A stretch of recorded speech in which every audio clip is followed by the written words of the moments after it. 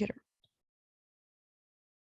Okay, so this is our lead conversion expectations, or whatever you want to call them, routine, part 2. And I couldn't quite remember. Oh, look, I did make a note, Dennis. Second meeting, see that? Okay, so I wasn't quite sure. So we are going to start talking about your first live contact, and I'm going to go through this pretty quick if I can, and then we'll move on to the Chime tool. So your first live contact, you are going to, maybe not in this order, right? But you're going to present yourself, and you're going to connect them with why are you calling, because they're going to maybe not, you're a stranger, right? They don't know if you are a spam call, a contact center call, what it is. So in your Chime, you'll be able to look and see how did they come into our database, right? They might be a new lead from a variety of sources, and we'll show you how to figure that out. You'll study whatever they've done and how they connected with us. And so you're going to just introduce yourself. You're going to connect that you are a member of my team and that they connected with me through XYZ. Did you lose me? No. Okay. It's just Shelly. Okay. So for example, oh, you know what? You were on Bigger Pockets yesterday and you were looking for a realtor. You selected Lynn Hart as your realtor, and I'm a member of her team. And so you probably got a few automated emails from her, and I'll give you these details later, right? But I'm calling you today. We call generally the next or the same or next business day to just see how we can help you. And so as long as they sound, I'd ask if it's a good time to talk, right? If you got them on the phone. And then you're going to ask them if it's okay, if it's okay to talk. I'd love to hear about your investment strategy or your investment desires. What are you going to do? And we have this is a link here. It's a kind of and we may make this better, but it's a list of kind of questions and sub questions based on how your conversation goes. So I would recommend you all look at that, and we can go through it together, because we'll probably have drill downs on this stuff. But your goal is to just get as much information about them and know as much about them as possible as an investor, so that you can figure out where you come in, right? They may be anywhere from never invested before to new to St. Louis to an experienced investor, or a combination of all of that, right? Maybe they're experienced investor in California. Now they're coming to St. Louis. So maybe they're switching from long-term and they want to now do short-term or mid-term or something like that. So your basic goal is you're going to determine what do they need, right? So if you think of it as problem solving, right? Why did they reach out to me? What did they want? And it's fine. Just ask them, what were you looking to gain when you click that button and asked to connect with Lynn? What were you hoping to hear from us? Right. And so, sorry, I'm so easily distracted. Shelly's having problems with her headphones. So when you can determine when you will so before you're going to find out what they want and how are you going to deliver it. And so that could be a lot of ways. It might be that you need to get them on the phone with me, and then I'll tell you how to do that, right? Like we can just you can use my Calendly to set something up for the three of us. And then basically after you've collected this information, you're going to let them know how are you going to deliver whatever they asked for. So a lot of times they might be just getting started. They need lenders. Sometimes they want property managers, but we really don't give them property managers until they are actually ready to buy something, right? It's a little cart before the horse to have them starting to meet with property managers, and the property managers don't exactly appreciate that, because they're going to be asking questions to a property manager at this stage that they should be asking to you, like where to buy, what should the condition be, how much rent can they make in this area or that area. These are things that you guys are going to do, right? That you're going to help them with, or I'll help them with until you're ready. So when you're ending your meeting and you're letting them know what to expect, you're going to try to set up your second meeting. And maybe not the best analogy, but I always I think of it like when, young women are being trained about how to not be abducted. Never let them take you to the second location because that's where they really get the deal done. So bad example. But you do want, if you have one meeting with them and then it kind of fades away, you're very likely never going to reconnect with this person again. So you do want to know, when is the next time we're going to talk? Think of maybe somebody can help me with a better analogy, like a second date, right? But so you're going to be giving them something. You're going to be following up with them after the meeting. And, when we send stuff, sometimes it goes to junk. So you may actually just be saying, hey, I'm going to give you a call or a text. I just want to know that you found what I sent you. And if you can confirm for me, right, that you did get it, if it was in your junk mail, you found it, et cetera. And even if you do that, then you still want to make a plan. Okay, after you've reviewed these properties, then we're going to meet here, or we're going to plan to meet with Lynn on this date. I want to make sure that you saw that meeting and you accepted it, because people a lot of times we will waste our time. Dorothy's been on a million meetings with me where they scheduled the meeting themselves on Calendly, and then they forgot and they didn't see the calendar item that came through because it went to their junk mail and they didn't accept it. And so then we're just waiting. So my habit now is always like, okay, you just scheduled a meeting with me. Did they accept? No. Yes. Okay. If not, I start texting them because they're probably not getting my emails. So texting and calling to make sure that they have that on their calendar and are planning to meet. So again, there's all that's there, right? So that's just a lot of information about the contact, the art of doing it, and having these conversations and these questions and all the detail that goes into that.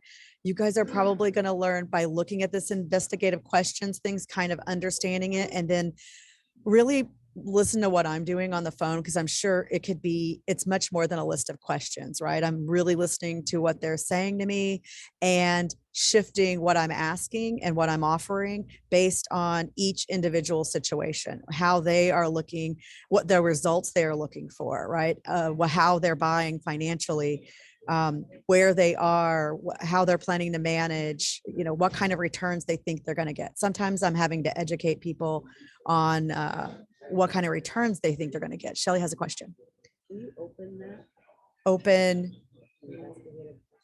Oh, I can. Let's see if it will allow me to, since I shared in a funny way.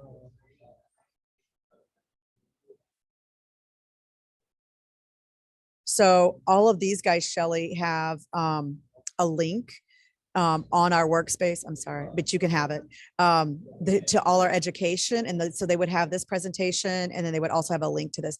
So we can go through this just really quickly. I don't want to drill down on it right now because I think it's just better. Oh, it didn't share. Okay. Because I don't have it to share. We'll bring it up maybe next thing. Okay, so it's recording on my screen though. So now I got to how do I get it to close? Let's see. Okay, no, go away. No, go away. Okay, great video. Good times, people in video land. Okay, there we go. Okay, so I'm gonna go on to the next screen here. Oops. So after your first meeting, or during, if you're a good multitasker, I do it sometimes during, you're going to do some key things, right? One, you're going to assign, we talked last week about the pipeline. You're going to assign them a pipeline. So we talked about what that was: cold, warm, hot, showing. There's more, right? Whatever's appropriate by those definitions is what you're going to assign. You are going to make notes in the lead about the leads buy box. Buy box is a term we use just about their criteria for buying. And whatever their desires are. My advice and hope, and I'll probably tell you a million times if you don't do this, is that you make very detailed notes. And here is why. I talk to probably 30 new people a week, and I literally will forget who I talked to on Monday and what they said to me if I do not write it down. I might remember the conversation, I might remember their face, but until I look in my notes on Chime, I don't remember that they wanted A and B properties that were, $500,000 and below. Or, the more like all the other clients they become, the less I remember about them. So anything that is worthy, that would trigger you, like if they said they're living in Philadelphia or whatever, anything that you can put in there, I would put it in there, right? Obviously there are certain things, We don't want to put, that would be a fair housing type of topics, but we don't need to talk about that. So the other thing you're going to do is you're going to take actions on anything that you told them that you're going to do. So don't think you're going to remember, especially some of us have more than one job, right? Not even me, just with the one job, I can't remember what I told you I was going to do if I don't make a reminder for myself, right? So what do I do to remind? Well, in Chime, what you're going to do is you're going to make tasks for yourself, and they're going to have dates and reminders assigned to them, and they can actually, and so I'm getting so hot. You can actually set a reminder that will text you if you find that helpful. But if you're coming into Chime every day and looking at your tasks, then that's how you're going to remember the things you were supposed to do, especially if you're not able to do it immediately after the meeting, right? Sometimes I can't do it because I'm going back to back meetings. I also will send an email to myself just because I know I'm always going to go through my email and get that all cleaned up. So it's just another way, or a third way that I do it is putting it on my calendar. So like if I know that I want to tomorrow morning, I need to sit down and really do a search for somebody, I will put that on my calendar at a certain time the next morning that works for me. And that's what I'm going to do at that time. So part of it, the expectation is the tasks, right? The rest of it is knowing how it works for you to manage yourself. Just because it works for me doesn't mean it's going to work for you. You're going to do whatever, make your task. It could have been a lot of things on little promises that you made to them. Even in my notes, guys, I will write, I told them I would send them lenders. I told them I would do this. That way, at the end, you can just, you've got it there if you know what you need to do. Oops. So I went way down. Hang on just a second. I went the wrong way. Okay. So then, we've covered all these items, right? One of the things that you're going to do to follow up is you're going to probably have sent them some property or done something like that. So then that can be your next meeting, right? It could be a task for you to get the next meeting. Or what I like to try to do is go, I'm going to send you this tomorrow. Would you be available on Friday to talk through these? Would you think you'd be able to look at the property and then meet with me on Friday? And if so, set that meeting up right that minute, right? And make sure that they get it in their junk mail and so forth. And then that meeting, you're going to find out, what do they think about the first round of property? Because it usually takes 2 or 3 rounds where people are like, most people feel like they're going to get like the most common client that I'm having right now. So market trends is they want to spend $250,000 and they want a 4-family in A and B neighborhoods. And they're just, if they got one, it just wouldn't even be inhabitable, right? So in fact, you can't, like, I know of a 2-family that's practically not inhabitable in Shaw right now. That is $225,000. So a 4-family, you're not going to get it, but that's the number one thing. So it takes a little bit for them to realize and adjust to what you're saying is true. And then the other thing is, well, I heard this week, I want a 15% return. And I'm like, after my mortgage. And my answer was, look, really, if that's what you really have to get, then we probably should stop looking, because you're not going to get a 15% return anywhere in St. Louis and after a mortgage ever. But if you don't have a mortgage, it would still be hard to get. Maybe if you found a really cheap, really low end property and put your own cash into it, that might be possible. But you're looking at more like somewhere between 4, 5, 6 up to like 9%, 10 on a good day is realistically what we're looking at. And that is before mortgage. So this may be more of a reading. I'm going to kind of breeze through this, right? But so if somebody is hot or you've marked them showing, so showing might mean that you're going out and videoing property for them, but they're really actually active, right? So tips and tricks with these guys is to, again, make notes, do your tasks, make that that's the probably number one habit, the number one way that you are going to get somebody active. Just because they called you, taking that first call just isn't going to seal the deal, right? You have to become the person they think of and the person that they want to reach out to talk about property. And you've got to stay active, and you've got to extend the hand to stay active with them, or you're wasting your time in your first meetings. If you do that and you just forget them and you never follow up, you are wasting that lead. I thought that was somebody I knew. I thought it was Margie Conrad.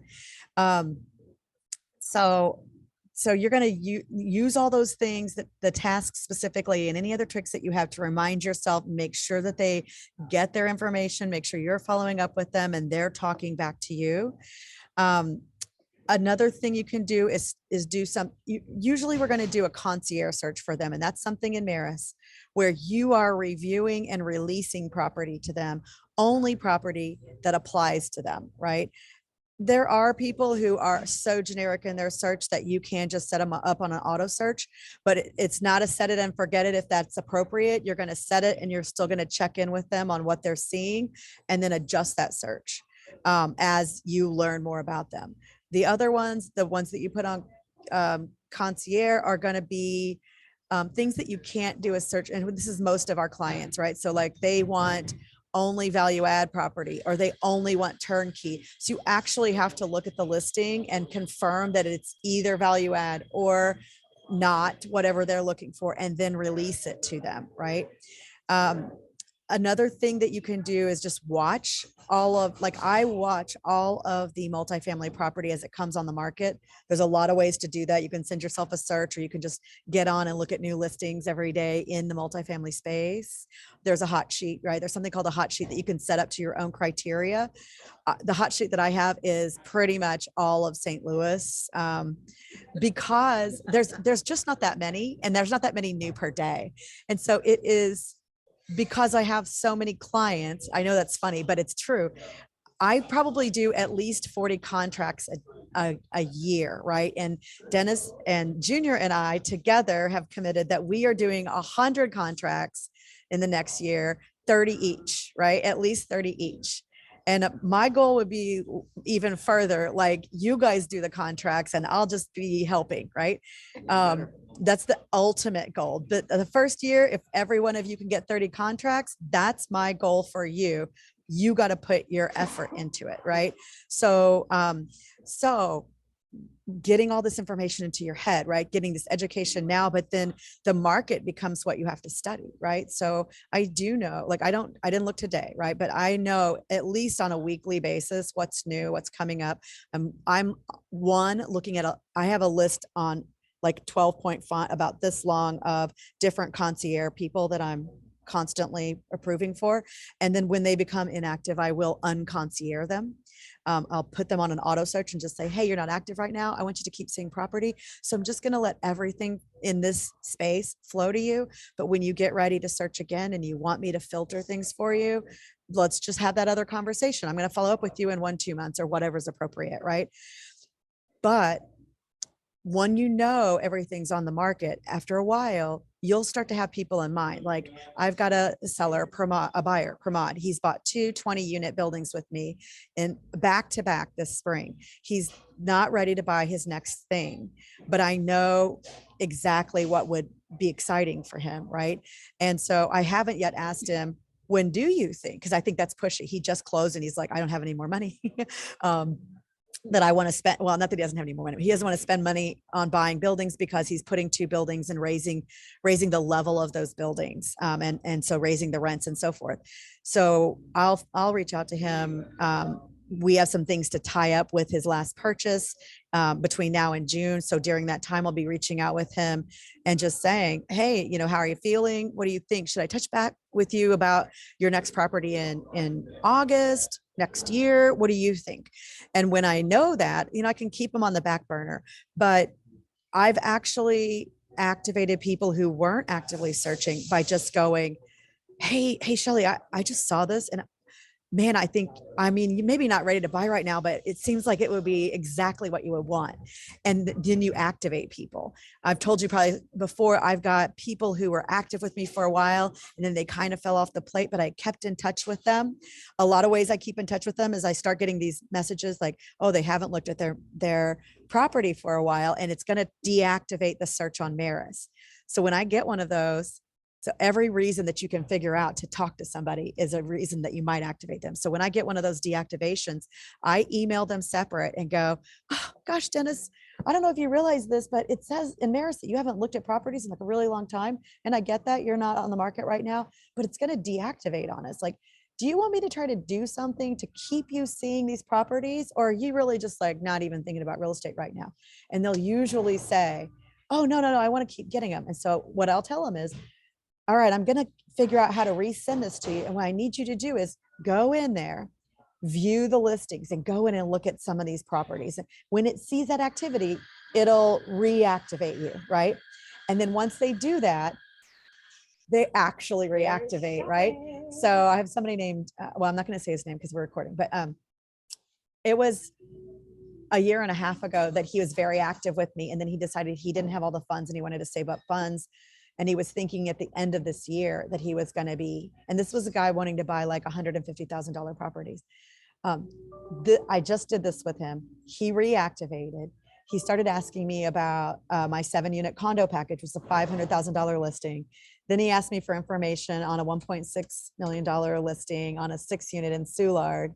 And he now has brought other buyers into like private money funding for him. So now that's like a whole, before it was like, I don't know if I'm wasting my time with this guy. He's only going to spend like 150. It's maybe not worth all the activity. It's, honestly, the type of things that I'll probably be giving to you guys in the beginning. So you kind of practice with people. But now he's just, after a year and a half of nurturing, he's turned into something, right? So all of them are equally as important, but these are hot, right? So hot people, who are really, you think they're going to buy something in the next 3 months. These are all ideas, right? So you want to, if they are hot, right, and you sent them something, you can go into Maris and you can see whether they viewed it or not, right? You don't have to wait until it deactivates. What's one of the mistakes that I learned by this year is I set people up and then I didn't, that's why I'm having you guys do this. I didn't have a task to go like, Shelly, did you look at what I sent you on Monday? And 3 months later, I'm like, they're getting something from somewhere else and ask me a question. And I'm like, have you not been getting all the concierge thing? I've been like going through and reproving things. They've never even looked at it and I didn't even know. So task, go look at Maris, look at these people, see who's looking at it. Also in Maris, you can see reactively, you can see who are your active people, right? But if I just set something up for Dorotha, and Dorotha, I've been 5 days or whatever, I'm going to go into Maris, look at her contact, look at the search that I sent to her and see when she viewed it, if she's viewed it, or if it says never. And then I'll resend that welcome and I'll text her or something, because a lot of those things, again, go to junk mail. I can't say that enough. So texting is my new, did you get my email? A lot of times they also think they got your email because they are set up from Chime on a very broad search. And you could turn those off, but they do happen to activate people a lot.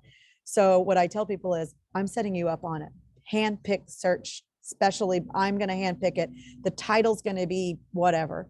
Handpicked searches in St. Louis from Lynn Hart, right? Which is what I like to do, Lynn Hart's team. So please, please, please look in your junk mail. And did you see that subject line? Because otherwise they're like, oh, you sent me this property, right?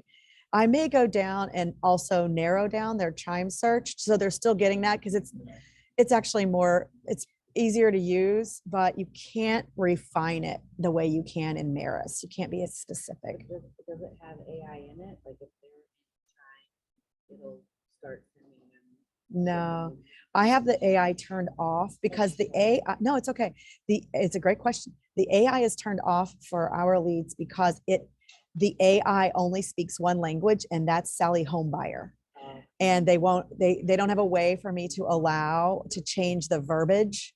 And if I could go in there and change it myself to be focused on investors, then it would be fine. But otherwise, Sally Homebuyer, it was really good at activating people. And so if they do go in and do their own searches, I think that it may create them and allow them to create their own search, but it won't let them, like, it's not as easy to go like, okay, they only want Soulard, right? You can draw a circle around some stuff, but it's not as easy. Okay, so if eventually it's going to happen, people never talk to you again, right? They just, and it, here's my advice. Like, I used to know agents on my prior team that would get offended, like, oh, they ghosted me, right? It's not personal, right? It's the same thing that happens to probably each of you and me. Like, I talk to my Edward Jones guy, or I'll talk to another, I don't know, yeah, somebody who's called me who wants to do business with me, a new lender. And I'm like, yeah, we can do business together. Or we have a lender whose name I won't call, who every time I'm in St. Louis, that person calls me and says, oh, we got to go to lunch and we'll set up a date. And I'm like, okay, I'll set up a date. I'm pretty open after next week. Just let me know when you want to do it. 3 times in a row. Never happened. Right. And that's fine. I'm happy to go to lunch with him. I don't need to go to lunch with him. I'm not opposed to go to lunch with him, but he's not following through. Right. You lost me. Did everybody else lose me? Okay. It's just you. It's you. It's not me. It's you. I know you're frozen, Dennis. I have your picture and it's like, okay. So, so if you legitimately have been actively trying to get with somebody, they're not responding to you, you've tried, ideally you're going to speak to them the first time on the phone, but your attempts, if we talked last time, was we'll email them, we'll call them, we'll text them, and we'll continue until we get in touch with them, right? So if they've never responded to you, even after the first meeting, and it's been a couple of months, I send them a Dear John letter. And then the same one that I do for for a deactivation, like, hey, Shelly, I know maybe you got busy after our first call. I haven't been able to get in touch with you. I've sent texts and calls and emails and you've not responded. So I think I'm probably borderline annoying you at this point. I'm going to take you off my probably going to buy in 3 months list. I'm going to put you on my probably going to buy in the next 6 months list.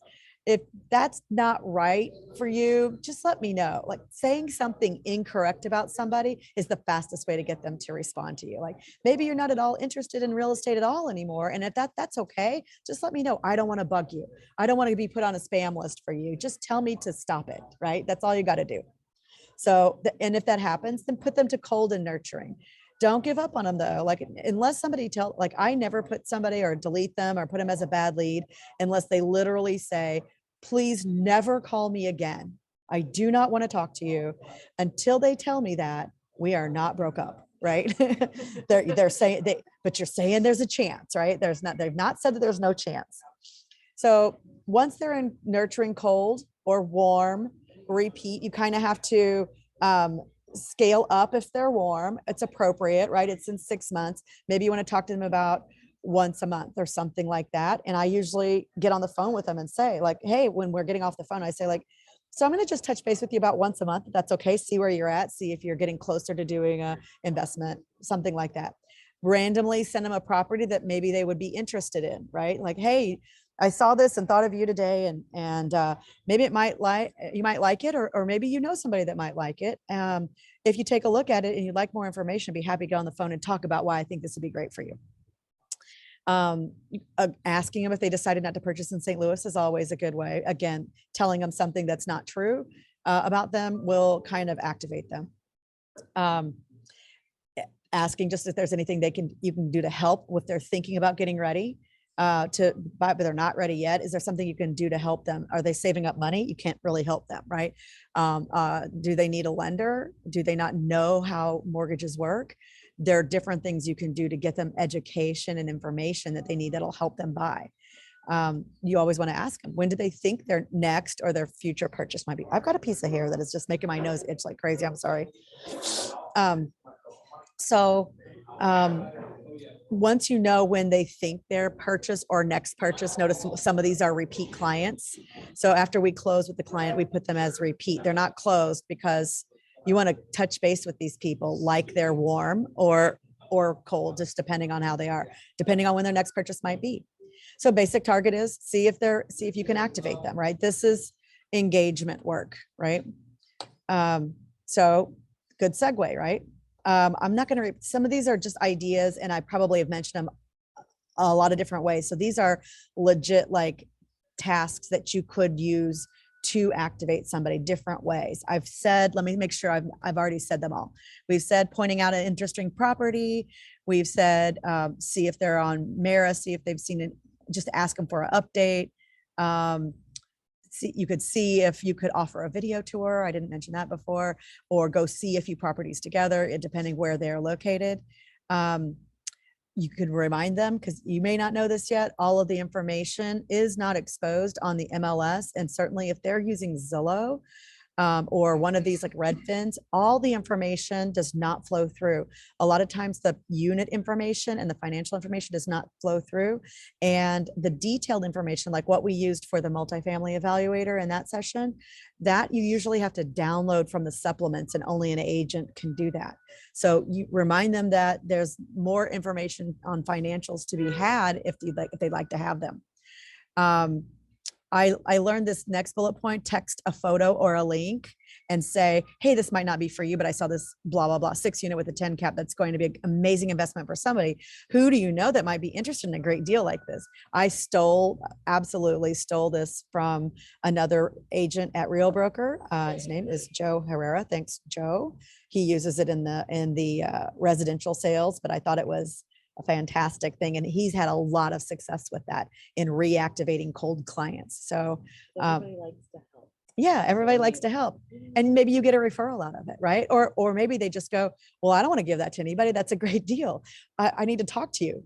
When can we get on the phone, right? So try to think out of the box. And here's like, I think this is my nature, but I wanted to kind of share it with you, like to remember that things that sound like a no, right, are usually just an open door for you to ask questions or find the yes, right? So somebody says, I'm not ready to invest right now. Okay, thanks, bye. I'll talk to you another day. No, okay. When are you ready to invest? What's keeping you from being able to? If something feels or sounds like a no, it doesn't have to be a no. It doesn't have to be about you. It's very much mostly about them, but using that feeling of no to drive you to ask questions in the most friendly and curious way possible, right, can lead you to helping them through something. That no is probably because of a problem or an opportunity of some sort, right? So this is another engagement, right? So I put an example here, and I'm just going to read it to you because I probably won't remember it. I actually don't remember this right now. I remember the more doors, right? So I had a client, this is true. They called me, and he called me on a 6 unit that I had. It's a 4260 Michigan. We just sold it. It was listed an 11% cap rate, which is higher than any other cap rate in most of St. Louis right now. It was listed at 347.4. And he said he would expect more doors at that price, right? So he expected an 8 unit or bigger for $350,000. So I know the prices, right? I know how I put the whole thing together. I know that it is appropriately priced. It's sold for full price. Took a long time, but there was a different reason. So he also told me that he's not a pride of ownership guy, his words, not mine. And that also his words, he does not mind low end. So whether that means buildings or neighborhood, I didn't know at the time. So I told him, I said, I tell you what, maybe I can get you more doors for per dollar, I guess. I'm going to do a search based on what you just told me, that he doesn't mind property being not the best neighborhood or not the best condition. So I did go where fewer of our clients want those type of properties, right? And fewer of our clients are willing to go into the places in St. Louis where, if you look on a crime map, they're higher, right? So I went and looked in those areas, right? And he told me I could look up to 600,000. And so I found various properties. The one that I found that was the lowest purchase price for 6 units on the market was listed at $125,000. It was in a very, very dark red on the crime map neighborhood. And we did put, we mutual released on that. Shelley knows which one it was. And it was a tricky, but he ended up not wanting to buy it because it looked like what was supposed to be an event space had a history of being a very dangerous bar, right?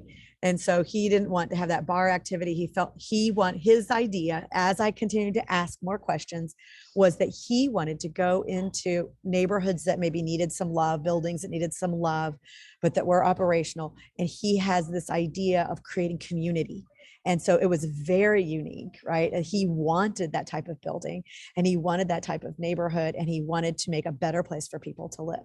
So we haven't done a deal yet, but we have had 2 or 3 similar properties that we engaged with, and then the other 2 fell out of sorts because of something to do on the sell side. Like they had legit had a title problem on one of them.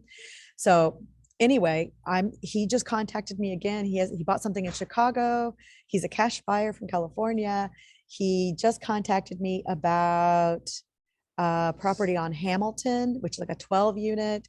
And it's literally, it's on the market now for about $450,000. It's 50% occupied, and it's in the red. So last year, they spent more money on it than they received. To me, that's just a matter of management, right? It's empty and it's managed. And so they would have put money in and rented those out.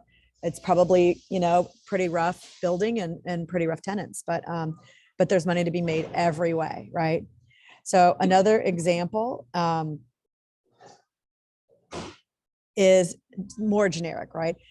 A lot of clients will use words that you resonate with to identify with what they think they want, but you can't always get what you want, right? It's a song, right?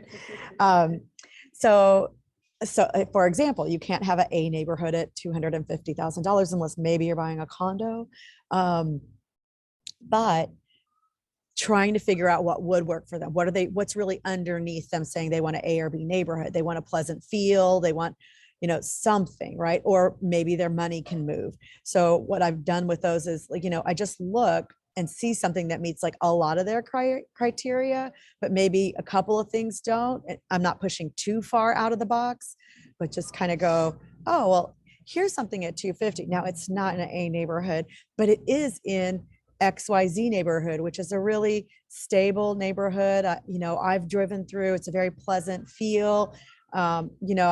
If you're looking for a place that tenants will feel happy to live, I think this would do it, Especially for people that don't live here. Yeah, especially Shelley is saying, for those of you on the phone, that especially for people who don't live here, which is a lot of our clients, like 90% of our clients are not living in St. Louis, right? So just some examples. And I think what we'll do in the future, I don't know why I went black. Oh, is that the end? That's the end. The end. So I think what we'll do, sorry for the rough ending there. A lot of these presentations, as you guys know, I'm making them on the fly, and probably that's all I had to say about that. So, and we're done. So what I see coming, I don't know that it'll be on a slide, right? But Dorotha and Tatiana know I tried this for a while. When we starting to engage leads, I'm going to drive conversations with you guys and ask you like, okay, I'm giving you all 10 leads today or whatever. And we're going to expect that you're going to start working them over the next week. And you're going to come with one topic to talk about, like somebody that you had a success with, somebody that you had a question about, different things. In the beginning, it might be that we met together but we just all talk, because we're going to learn, if Shelley has one example, or Shelley's probably not going to be the one doing that, but Dorotha has an experience with somebody that she shares and we have a conversation about it. on one hand, maybe we don't want everybody to hear what feels like dirty laundry, but on the other hand, it's that we're all going to learn from, and we are all going to go so much faster if we, one of us is going faster than another and somebody's slower, but we all learn. Like, I learn by teaching other people to do what I do. So it doesn't even matter like how good or bad you are at it. Even if you're just beginning and somebody who's done it a million times, because you ask a question, is like, wow, I never even thought about that. Like, I wouldn't even have thought about it that way. We'll all learn something, or maybe I'll learn a new way to explain something to you guys. Right. So, I am going to stop recording. This is the end of the lead engagement, or lead conversion and engagement part 2. And, one moment, please, if you are online.